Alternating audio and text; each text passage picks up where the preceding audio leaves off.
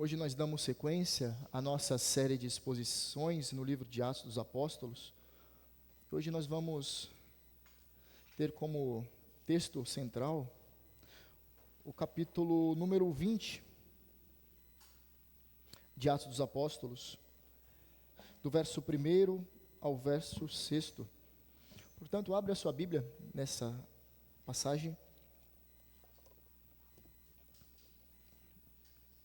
E antes de nós lermos, é interessante uma lição que nós podemos extrairmos sobre a palavra de Deus. Nós confessamos que toda a Escritura é inspirada por Deus. É isso que está escrito lá em a primeira carta de Paulo a Timóteo, capítulo 3, versículo 16 e 17. Ele trata sobre isso. Toda a Escritura é inspirada por Deus. Geralmente, quando nós lemos esse texto, tendemos a passar, pois nós não conseguimos extrair muitas coisas. E há pelo menos duas dificuldades quando nós vemos um texto assim. Ou melhor, como algumas pessoas enxergam o texto sagrado. Alguns dizem que a Escritura não é a palavra de Deus, mas a Escritura contém a palavra de Deus. E com isso elas querem dizer que em partes como essa não são inspiradas, somente quando há acontecimentos marcantes é que realmente era inspirado.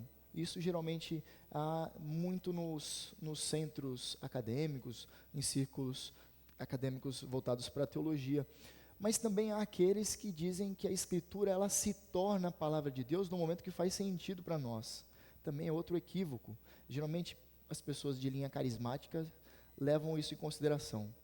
Só se torna a palavra de Deus quando Deus falou ao coração. Ou seja, o árbitro, a decisão, a escolha, não é o próprio Deus se revelar, mas é o coração da pessoa que julga. Então, falou ao meu coração, senti uma emoção, logo é a palavra de Deus. Nós não cremos dessa forma, nós cremos que toda a Escritura é inspirada por Deus, toda a Escritura é palavra de Deus, inclusive esse texto que nós vamos ler agora. Portanto, acompanhe comigo a leitura. Verso 1. Cessado o tumulto, Paulo mandou chamar os discípulos e, tendo-os encorajado, despediu-se e foi para a Macedônia. Havendo atravessado aquelas terras, fortalecendo os discípulos com muitas exortações, dirigiu-se para a Grécia, onde se demorou 3 meses. Quando estava para embarcar rumo à Síria, houve uma conspiração por parte dos judeus contra ele. Então decidiu voltar pela Macedônia. Acompanharam-no Sópatro, de Bereia, filho de Pirro, Aristarco e Secundo, de Tessalônica, Gaio, de Derbe, Timóteo e também Tíquico e Trófimo, da província da Ásia. Estes nos precederam, ficando à nossa espera em Troade.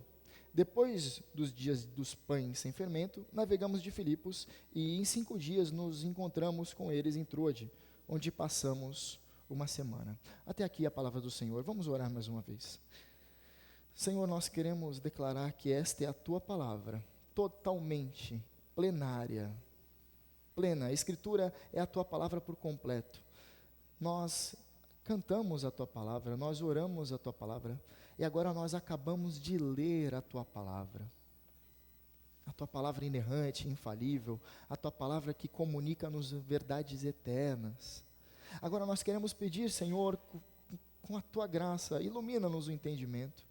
Pedimos que essa Tua palavra entre ao nosso coração. Abra o nosso entendimento e faça morada com a Tua palavra em nosso coração. Nós queremos guardar os Teus preceitos para nós não pecarmos contra Ti, Senhor. Rogamos que haja fidelidade nessa mensagem. A Tua palavra, somente a Tua palavra. É o que pedimos em nome de Cristo. Amém. Meus queridos, eu dei o tema dessa mensagem encontrando consolo e fortalecimento. Encontrando consolo e fortalecimento, pois muitas vezes nós estamos abatidos, nós estamos desesperados, muitas vezes nós precisamos de consolação, muitas vezes nós precisamos de algo para consolar o nosso coração que está ferido, e muitas vezes nós tentamos tatear o que está próximo a nós, para que nos dê consolo. E por muitas vezes nós estamos fracos, abatidos, sem forças, e nós precisamos de forças, nós não encontramos, nós já estamos desistindo de tudo, mas nós não encontramos forças. Esse texto que nós acabamos de ler, ele nos ensina 3 princípios sobre nós, onde podemos encontrar tanto consolo, mas também fortalecimento. Acompanhe comigo na sua versão, verso de número 1, está escrito assim: cessado o tumulto. Que tumulto é este? Aquele tumulto que nós vimos acontecendo na cidade de Éfeso. Você se recorda? Aqueles ourives que faziam estátuas de bronze ou de prata da deusa Diana e vendiam esses utensílios como forma de adoração, para que as pessoas pudessem adorar Diana, que era uma deusa da mitologia grega e romana. Tanto Diana quanto Ártemis, como foi explicado, é o mesmo termo, né? Só que um em grego e um outro em romano, em latim. Esse tumulto ele vai acontecer provavelmente por volta da primavera do ano de 57. Por quê? Porque na primavera é que se comemorasse as festividades a esta deusa que era considerada a deusa da fertilidade. Então nós vemos que Lucas está relatando que após aquele tumulto, onde muitos se levantaram contra o apóstolo, ele não se coloca diante da situação, mas há uma certa autoridade da cidade que coloca panos quentes, e aquilo ali não se levanta em raiva contra os cristãos, em revolta contra os crentes, mas acaba cessando aquele tumulto, terminando aquele tumulto. É isso que Lucas relata. Cessando o tumulto, Paulo mandou chamar os discípulos. Quem eram os discípulos? Os crentes. Ele chama os crentes, aqueles que faziam parte da igreja de Éfeso. Paulo ficou ali durante muito tempo, cerca de 3 anos. Alguns dizem que foi o maior período que Paulo ficou em uma igreja. Paulo tinha o costume de plantar a igreja, fortalecer a igreja e deixar outros irmãos já amadurecidos, discipulados, com convicção, para pastorearem, e ele seguia plantando igrejas em todo o Ocidente. Mas aqui ele chama os discípulos, os crentes, e ele vai fazer algo interessante, tendo-os encorajado. Paulo, ao se despedir, ele encoraja os crentes: permaneçam firmes, permaneçam constantes. É certo que muitas vezes nós seremos perseguidos, mas permaneçam no Senhor. E despediu-se e foi para Macedônia. Os irmãos que estavam aqui pela manhã, no último domingo, devem se recordar que a intenção do apóstolo era ir para Jerusalém. Mas antes ele queria passar pela região da Macedônia e da Caia. Para quê? Por que ele queria ir para Jerusalém? Porque ele levaria uma oferta. Estava tendo grande fome em todo o mundo, e os mais afetados eram os crentes da Judéia. Então Paulo, ele envia recomendações para as igrejas que ele cuidava, que ele havia plantado e que estavam próximas também, e igrejas que estavam relacionadas principalmente à região da Galácia, da província da Ásia e a Macedônia, requerindo dos irmãos que eles contribuíssem com a coleta dessas ofertas para ajudarem esses irmãos que estavam em necessidade lá em Jerusalém. Então Paulo, ele vai sair de Éfeso, a ideia dele era para Macedônia, depois para a região de Corinto, ali na Grécia, na Caia, né? E depois ir para Jerusalém, e a intenção dele depois era ir para Roma e depois subir para a região da Espanha, onde ele continuaria o seu ministério, plantando igrejas ali na região que hoje é a Espanha, né? Então nós vemos que ele vai se despedir-se e ruma para a Macedônia. E aí o texto continua dizendo assim: havendo atravessado aquelas terras, as terras da Macedônia, e ali, isso ele está querendo dizer as igrejas de Filipos, Tessalônica e de Bereia, né, 3 igrejas conhecidas, nós já vimos sobre elas, e ele vai passar ali fortalecendo os discípulos com muitas exortações. E aqui é muito interessante porque o termo no grego, tanto para fortalecimento quanto para a questão de encorajar, é o mesmo. Tem aquela ideia de encorajador, de consolador, aquele mesmo termo que é atribuído ao Espírito Santo, vocês se recordam? O Paracletos, é esse mesmo termo aqui, utilizado 2 vezes, tanto para consolar, quanto para encorajar, fortalecer. E ele vai fazendo isso como? Ele vai fortalecendo os discípulos dessas igrejas com muitas exortações, ou com muitas palavras. É com palavras que ele vai fortalecer os irmãos, e que ele vai consolar os irmãos, com muitas palavras. Mas quais palavras eram estas? Com a palavra de Deus. Paulo consolava e fortalecia os crentes por meio da palavra de Deus. É a palavra de Deus que nós encontramos encorajamento para a nossa fé. É na palavra de Deus que nós encontramos consolo diante das circunstâncias difíceis. E aqui está a nossa primeira aplicação. Encontramos consolo e fortalecimento na palavra de Deus. Paulo, ele consolava e fortalecia os irmãos por meio da palavra de Deus. A Bíblia diz que o nosso Pai é o Deus de toda consolação. E Paulo vai escrever isso na sua primeira carta aos Coríntios. Interessante que, como eu mencionei, ele escreveu a primeira carta aos Coríntios, a segunda carta aos Coríntios, possivelmente ele escreve também a carta aos Gálatas. E quando ele chega na região de Corinto, ele escreve a carta aos Romanos. Então perceba que nós estamos num período crucial onde o apóstolo está escrevendo muitas cartas importantíssimas para nós nos dias de hoje. Nós podemos tirar muito provento das Escrituras por conta dos acontecimentos que surgiram ali. Você se recorda que tanto a primeira quanto a segunda carta de Paulo é sempre envolvida com muitos problemas da igreja. A igreja de Corinto estava envolvida com divisões, com imoralidade sexual, com dificuldades em relação à distribuição da ceia. Eles tinham dificuldades em relação aos superapóstolos, como Paulo os chamará, pessoas que tinham fama, pessoas que eram notórias, muito possivelmente que tinham poder aquisitivo, e se sobressaíam. E alguns coríntios começaram a rejeitar a liderança do apóstolo Paulo, porque Paulo era pobre, Paulo não tinha possivelmente grande estatura. Descreve os historiadores que Paulo era baixinho, ele tinha as pernas arcadas, ele tinha o nariz avantajado, ele era calvo. Pelo menos com uma coisa eu pareço com Paulo, que é calvície. Mas nos conta que o apóstolo ele não era bem quisto pela cidade de Corintos, embora ele mesmo tenha plantado aquela igreja, mas agora os crentes estavam rejeitando, porque ele era um trabalhador manual, fazia tendas, não tinha condições muitas vezes para sustentar, passava necessidades. Mas Paulo ele escreve na primeira carta que o nosso Deus, o nosso Pai é o Deus de toda consolação, e nos consola com palavras de esperança e de refrigério.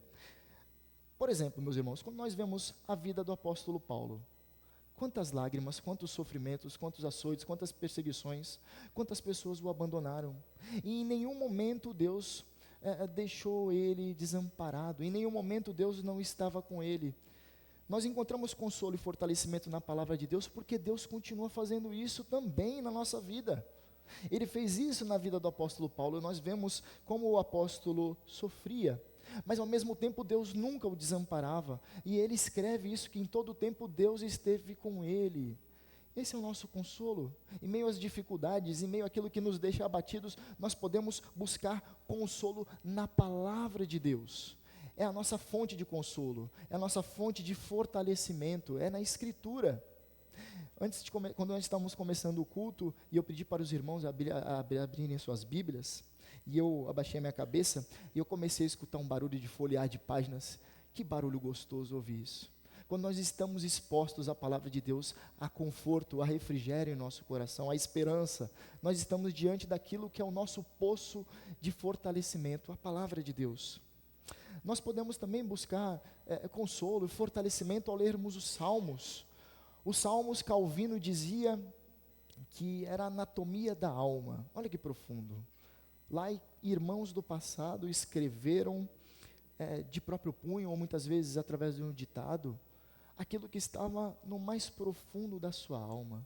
Eles colocam aquilo que eles estavam sofrendo. Nós vemos os Salmos de Davi, o quanto ele coloca a sua esperança em Deus, mesmo em meio a dificuldades.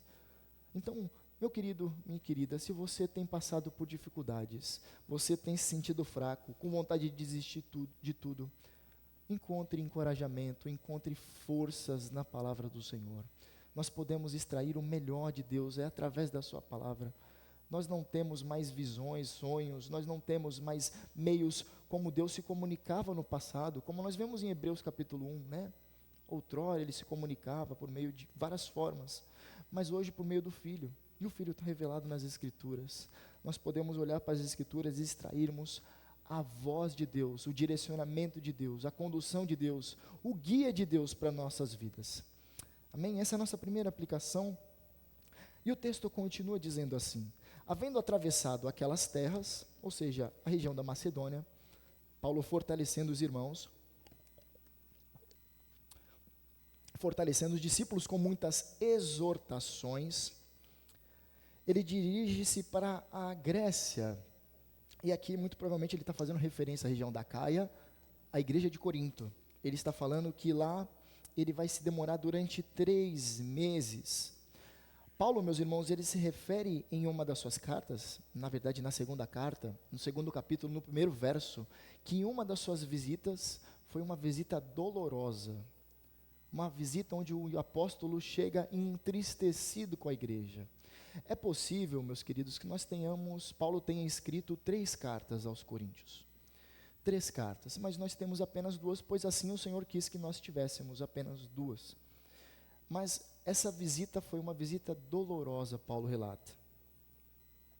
Provavelmente não, de fato essa igreja causou muitas dores ao coração de Paulo. Imagine você plantar uma igreja e ao sair, pessoas dizerem assim, eu prefiro não Paulo, mas eu prefiro o Apolo. Apolo, que era o Apolo alexandrino, como nós vimos. Outros vão falar que não, eu não sou nem de Paulo nem de Apolo, eu sou de Cristo. Apolo não teve nada a ver com isso aqui, ele não teve papel fundamental algum.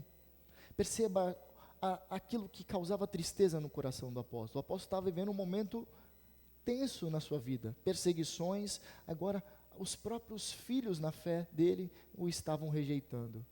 Talvez por Paulo não ter uma certa eloquência, talvez por Paulo não se portar de maneira fina, como na época. Paulo era rejeitado, e ele diz que fez uma visita muito dolorosa. Os problemas de imoralidade sexual eram terríveis naquela época. Há o relato até que possivelmente um homem estava tendo relações com a sua madrasta. É possível que pessoas ali estavam se deitando com prostitutas cultuais na região de Corinto. As pessoas ali, elas tinham recebido o evangelho, era uma igreja cheia de dons e de talentos, mas havia disputa, havia pessoas que queriam se sobressair mais que as outras, e Paulo sempre dando uma demonstração de servo, a exemplo de Cristo. E ali a escritura diz que ele se demorou durante 3 meses. Agora imagino que ele teve muito assunto a tratar com os líderes dali. Durante 3 meses ele permanece ali, muito possivelmente exortando, chamando atenção, consolando, fortalecendo, tirando todo tipo de nuvem que estava diante dos olhos dos crentes em Corinto. O texto segue dizendo, quando estava para embarcar rumo à Síria, ou seja, Paulo agora ele vai tomar um barco, houve uma conspiração por parte dos judeus, muito possivelmente judeus da região ali da Grécia, da região ali de Corinto, da Caia, se reúnem com uma conspiração para tirar a vida do apóstolo. E isso acontece contra ele, então ele vai fazer o quê? Ele vai se decidir retornar para a Macedônia, ou ir pela Macedônia, depende da sua tradução. Ele pretende não seguir para a Síria de navio, mas ele fala, não, vou para a Macedônia, vou fazer outro percurso.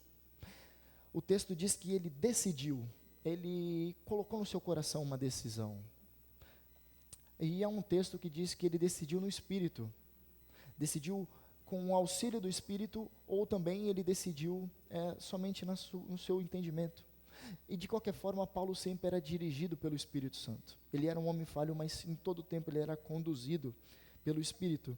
Então ele está indo para a região da Macedônia novamente. E o texto diz agora vários nomes que você pode olhar e pensar em colocar o nome do seu filho. Nós temos muitos nomes bonitos aqui. Olha só, acompanharam-no Sópatro, eu achei bonito, de Bereia. Olha só, perceba os nomes das cidades. Filho de Pirro, Aristarco e Secundo de Tessalônica, Gaio de Derbe, Timóteo e também Tíquico e Trófimo da província da Ásia. Perceba que nós olhamos aqui vários nomes, na verdade são 7 nomes aqui. E ainda nós podemos incluir tanto o apóstolo Paulo como Lucas, que a seguir vai falar nós. Então nós temos aqui 9 homens.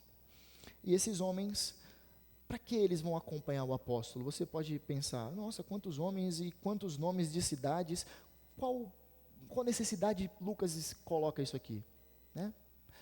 Lembre-se, nós estamos vendo um grupo de pessoas indo fazer a coleta de ofertas. Então, aqui aparece uma certa delegação de lideranças dessas igrejas. Nós vemos líderes rumando a essas regiões para fazer a coleta das ofertas. Então, nós vemos que da região da Macedônia nós temos Sópatro, de Bereia, Aristarco e Segundo de Tessalônica, região da Macedônia. Agora nós vemos outra região, a região da Galácia. Nós temos Gaio de Derbe e Timóteo de Listra. Olha só, espaços. E a província da Ásia tinha quem? Tinha Tíquico e Trófimo. Tíquico, desculpa, escrevi errado aqui. Tíquico e Trófimo. 2 homens agora da região da província da Ásia. Então, o que Lucas está querendo mostrar aqui? Lucas, primeiro, ele está querendo mostrar o crescimento da igreja. Olha só como a igreja tem se expandido. Agora nós temos crentes maduros, que já exercem cargo de liderança. Eles são como representantes da sua igreja. Lucas também está demonstrando aqui a união das igrejas gentílicas se reunindo para ajudar a igreja da Judéia, a igreja majoritariamente judia. E também para mostrar a catolicidade da igreja. Você sabia que você é católico? Opa, um monte de gente até levantou o pescoço agora. Você é católico, assim como eu sou católico, porque o termo católico significa universal. Piorou, né? Ou é a mesma coisa, na verdade. Mas veja só, a universalidade dos crentes, existem crentes em todas as regiões, todos aqueles que confiam, que confessam Cristo Jesus como Senhor, pertencem à igreja universal, ou seja, a igreja de todos os crentes, a igreja visível de Deus, a igreja visível de Cristo. Então nós somos católicos, embora esse termo tenha sido apropriado por uma seita, mas nós reconhecemos que nós somos católicos, ou seja, nós pertencemos ao ajuntamento de todos os crentes espalhados ao redor do mundo. Nós somos católicos. Lembre-se disso, você é católico. Se um católico romano, perceba, ou algum católico romano dizer que você não é católico, você fala, não, sou católico, pertenço a toda a comunidade cristã ao redor do mundo. Tanto aqueles que estão vivos, mas também da igreja triunfante, aqueles que já padeceram, já estão com o Senhor. Então nós somos católicos. Lucas está querendo relatar então, primeiro, o crescimento, a união e a catolicidade da igreja, ou seja, a universalidade da igreja. E, meus irmãos, olha que interessante, esse termo acompanhar nos ensina algo muito interessante, e isso nos leva para a nossa próxima aplicação. Encontramos consolo e fortalecimento na companhia de irmãos e amigos sinceros. Diante da conspiração dos judeus, a companhia desses crentes, que é fruto do trabalho do apóstolo Paulo, é o que vai dar consolo. Eles vão acompanhar, vão estar com ele nesse momento. Muitos, possivelmente, estiveram com Paulo bem no início da igreja. Olha só, eram pequenos na fé, estavam engatinhando e agora já são líderes da igreja, já são maduros, são frutíferos, desempenham uma função de liderança na igreja, são pessoas reconhecidas pela sua comunidade local. E Paulo, ele vai ter essas pessoas próximas dele. E aqui há uma lição para nós, que nós precisamos andar com pessoas que promulgam da nossa fé. Pessoas que olhem para o mesmo alvo, pessoas que têm os mesmos desejos eternos, pessoas que são amigas, queridas. Eu coloquei irmãos e amigos, porque muitas vezes nós temos irmãos, mas aquele irmão ali não é tão próximo, aquele irmão um pouco mais distante. Mas o que eu estou colocando é um ajuntamento, irmãos e amigos sinceros. É aquele amigo que vai ver você que está no erro e vai falar, está errado. É aquele irmão que vai te corrigir. Não é aquele irmão que sempre passa a mão na sua cabeça. Ele não é sincero. Ele está vendo você no erro, está vendo você se afundando, mesmo assim ele não te corrige por meio da palavra de Deus. Ele está vendo que você está trilhando um caminho tortuoso, mas ele nunca fala, opa, está indo por um caminho errado. Amigos sinceros que te façam crescer na graça, no conhecimento, pessoas que somem a sua vida, para que você desenvolva a estatura de cristão, a estatura de varão perfeito, de homem cheio do Espírito Santo, de mulher cheia do Espírito Santo. Geralmente nós tendemos a encontrar as pessoas que são nossas amigas, mas passam um pano para os nossos erros. Isso aqui é um erro terrível, um erro duplo. Não são pessoas sinceras e não são pessoas que estão interessadas no seu crescimento, não estão interessadas no seu avanço no reino de Deus. Portanto, ande com pessoas que promulguem da mesma fé, pessoas que têm os mesmos desejos de serem mais parecidas com Cristo, pessoas que são mais relacionadas com Deus do que com o mundo. Há uma história conhecida de um grupo chamado Clube Santo.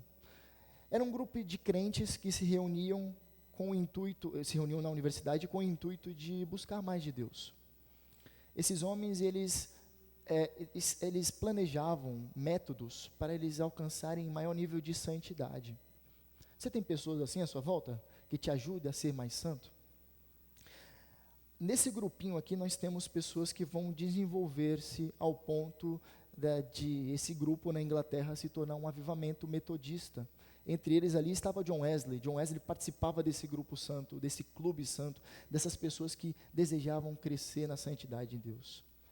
E aqui nós vemos na história da igreja que há uma grande expansão do evangelho através da vida desses homens que só queriam ser mais santos. Portanto, procure pessoas, procure esse bendito vínculo que vai te fortalecer na fé e que vai te consolar diante de situações difíceis. Na verdade, quando nós temos amigos que são crentes verdadeiros, são amigos sinceros, quando você está passando uma dificuldade, eles sempre têm uma palavra boa para o seu coração. Não é uma palavra amarga, mas é uma palavra que vem do Senhor. Ele sempre está disposto a orar por você. Procure pessoas que orem por você. Dentro da nossa igreja, haverão pessoas que buscam santidade e pessoas que estão contentes com como estão. Haverá pessoas assim. Procure olhar para aquelas que desejam mais de Deus e andar com elas. Falou, queria ir na sua casa, tomar um café, comer um bolo. Chama a pessoa, ande com ela. Ela vai te ajudar a crescer no seu relacionamento com Deus. Então, portanto, a nossa aplicação é cerque-se de pessoas que desejem a Deus, pois há consolo e fortalecimento na companhia de irmãos e amigos sinceros. Aqui há um adendo. Quando Deus nos permite passar por dificuldades, Ele sempre tem um propósito. O propósito é que através das nossas feridas, pessoas sejam curadas. Através do nosso sofrimento, haja força para nós depois aconselharmos pessoas. Deus, Ele nunca faz nada sem propósito. O propósito sempre é glorificá-lo. E se você está passando por alguma dificuldade, Deus tem como plano transformar você em um instrumento para consolar a vida de outras pessoas. Tenha certeza disso.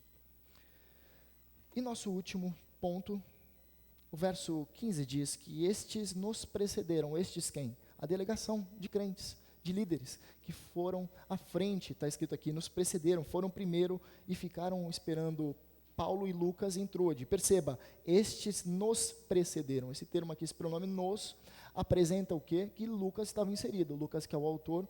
Lucas, então, ele fica e o restante vai para Troade. Lucas fica com Paulo e o restante vai à frente.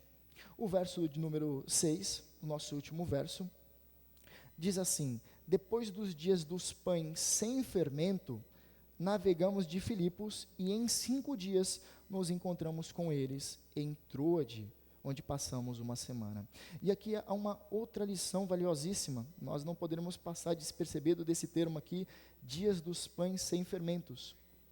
Sem fermento, ou dia dos pães asmos, ou ainda dia dos pães, o dia do pão amargo. Pode ser traduzido o dia do pão amargo. Por quê? Porque a Páscoa, ela tinha uma ideia de um memorial de como Deus passou pelos israelitas e Ele trouxe a morte dos primogênitos do Egito através das 10 pragas. A Páscoa fala sobre, o termo é passar, passou, o Senhor passou com o anjo da morte e liquidou todos os primogênitos do Egito.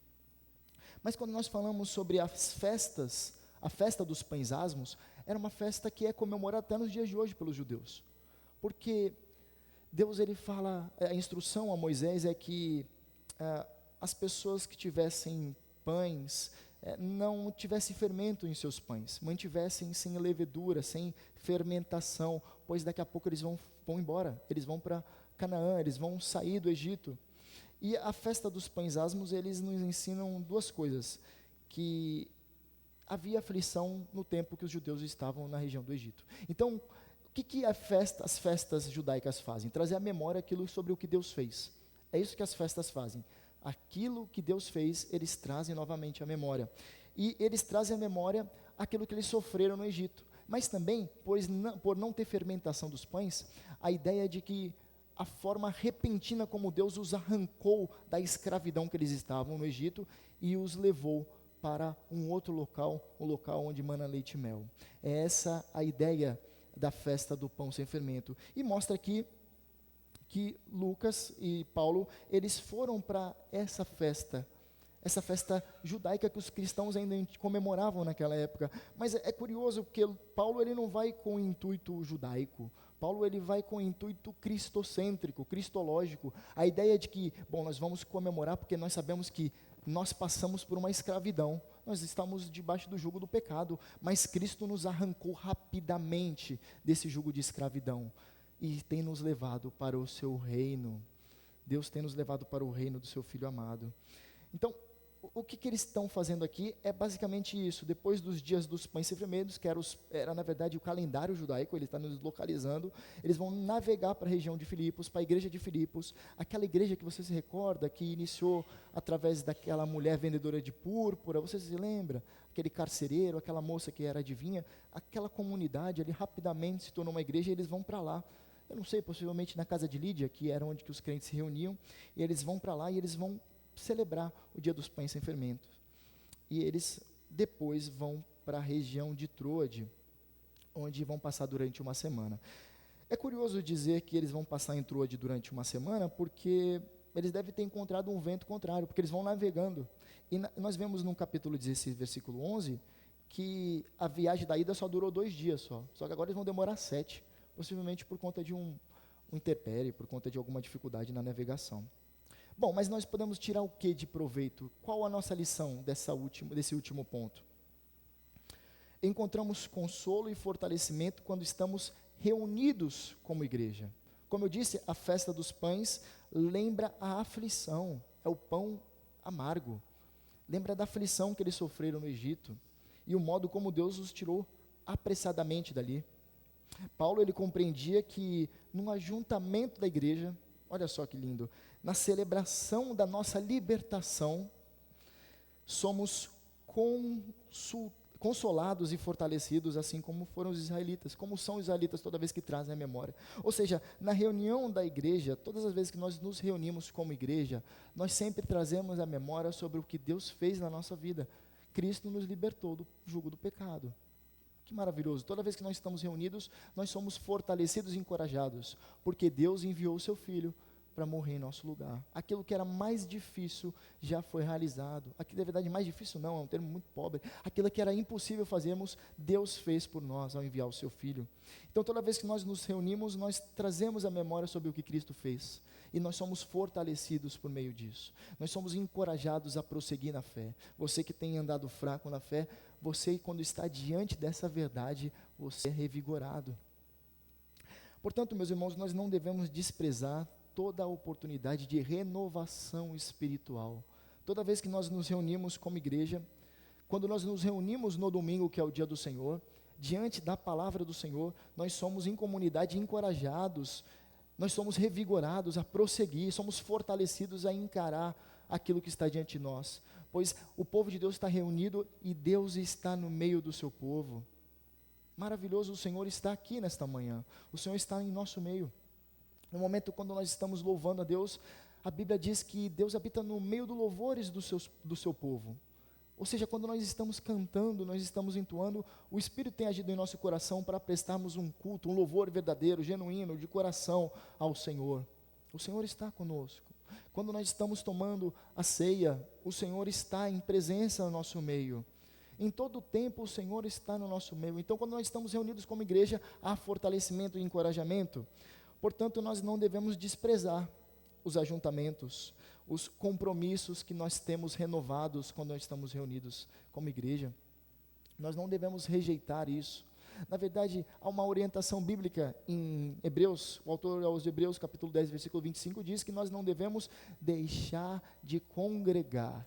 Muitos acreditam que, bom, eu posso ir domingo sim, domingo não, está tudo bem, né? E vivem cambaleando na fé, são cambaleantes. São fracos na fé, não rumam. Você percebe na vida da pessoa que ela não consegue progredir, porque para ela tanto faz, domingo sim, domingo não, Deus vai estar lá sempre, a igreja vai estar lá, né? Mas é uma pessoa que sempre está cambaleando, não cresce em estatura, você não vê desejo por santidade, é uma pessoa fria, é uma pessoa infrutífera, não há fruto na vida de uma pessoa que leva de qualquer jeito a vida cristã. É uma pessoa cambaleante, porque ela não dá valor à reunião dos santos. E alguns vão dizer, bom, eu tenho andado meio fraco na fé, tenho pensado em desistir, sabe, falta ânimo, falta estímulo. Lógico, outras coisas ocuparam o seu coração, rapidamente você vai se desviar. Então, quando nós estamos constantes na reunião dos santos, nós temos crescimento espiritual, nós temos fortalecimento. Não é religiosidade, como alguns dizem. Ah, religiosidade tem que estar todo domingo lá. É cumprir uma meta. Não, se for fazer isso aí, não venha mesmo. Fica na sua casa assistindo o Domingão do Faustão. Não existe Faustão, mas fica na sua casa. Vai assistir alguma coisa na televisão, Netflix. Realmente você está levando sua vida de qualquer jeito mesmo. Aí você quer colocar a culpa nos crentes que amam o Senhor, que eles estão levando a vida com religiosidade. Toma vergonha na sua cara, né? Por fim, aproveite todas as oportunidades para estar reunido com igreja, como igreja.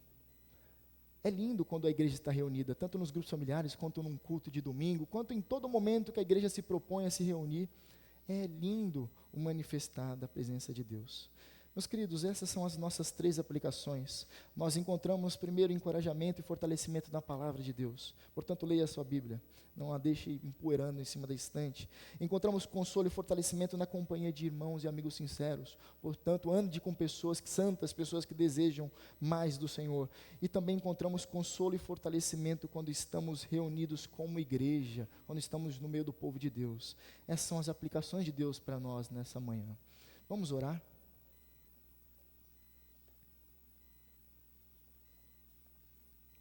Senhor, te somos gratos por estarmos diante da Tua palavra e vermos o testemunho que Lucas coloca sobre o ministério do apóstolo Paulo nessa 3ª viagem.